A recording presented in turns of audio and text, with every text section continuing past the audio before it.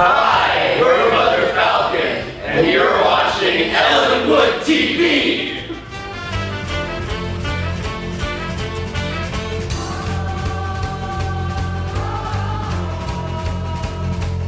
Our new album, You Knew, came out at the beginning of May, and we've been working on that for, well, I guess, if you include the writing, it's been a few years. And yeah, we've been selling it out at shows, had a couple songs get picked up on radio kind of around the country, which is exciting. A couple music videos out there.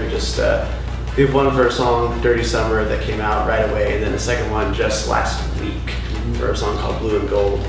And that's most of the material that we've been touring on in New York and here as well.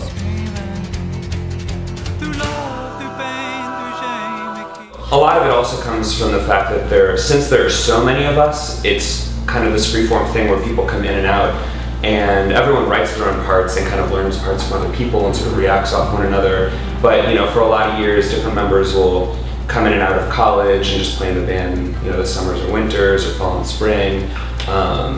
And so with this many people, it's never really a big worry about scheduling because, if someone can't play a show, it's okay because there's, 2 or 3 other people who can kind of cover their parts, and we're all we've all become very adept at covering each other and knowing, oh, I'm gonna play this part if this person's here and this other part if they're not here, and we're just kind of this organic, and we rehearse a lot, so for any given show, it's like, okay, here are the people that are gonna be at the show, how are we gonna make this song sort of the truest to its form, with the resources available.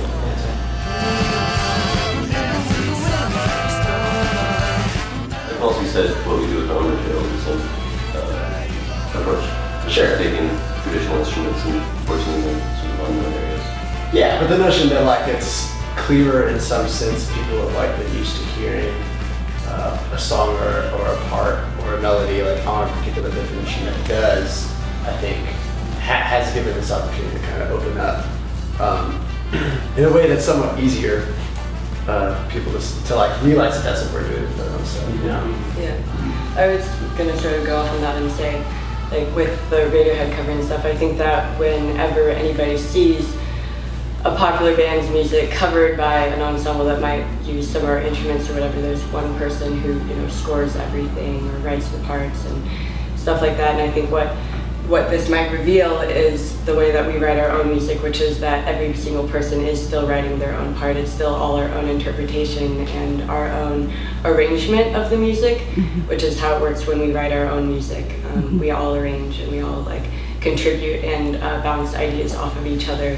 And so when we were doing, when there were certain core members of the Radiohead idea who had the time to dissect what the songs actually were, and then when we all came together, I think that it was sort of everybody's interpretation in somebody like me who wasn't there for the thing we were talking about. Yeah. Certain members have to leave. It was the Christmas season, I couldn't be there. So when you come back, you see how everything's come together, and then it's the same thing, adding on, rearranging certain parts to fit with the new ensemble. And I think that you can see that throughout all of our shows that we've done it, when it changes, how it grows. Every day and every night for the kiss. Everyone's writing their own parts, we and don't kind of write, and we don't. Yeah. In the literal sense. Yeah. Yeah. Everything's up here, and nothing's ever written down. In fact, there's never a table. It's all just. We did early on, but then you found out that no one was going to challenge themselves to move past the page, and so once we took the page away. Yeah. Right. So we're always off book. Since we write it in our heads together, it's automatically memorized. A lot of times we, at the end of our rehearsal, will record the song that we've worked on to that point, and then we'll start the next rehearsal by listening back to the recording, and being like, oh yeah, that's what I was doing. And that's only one song on the record that we hadn't played live yet. That was all the first appearance of it was on the record. There's a lot of because the rest of it we've been playing live for years. And it's a challenge too. The idea is that if you have a part and you can't remember it 2 days later, then it's not the part. I love that. So there's this self-editing of treating yourself as a listener and the producer at the same time. Though there are some songs that get reinvented by virtue of them having not been played for a while. So that's exactly what happened with Blue and Gold, the second song that we had a music video for. That originally started as this really upbeat kind of dancey, jazzy, without drums tune, but it never felt quite right, so it just sort of sat in the back burner, eventually fell out of the catalog that we'd play live, and then last summer it was revived, and it was basically like chopped and screwed, and it became this brand new song that is now one of our favorite songs to play, and so that's one of the interesting aspects about the evolution of the music, is that it's going to change because inevitably we're going to forget it and want to relearn it.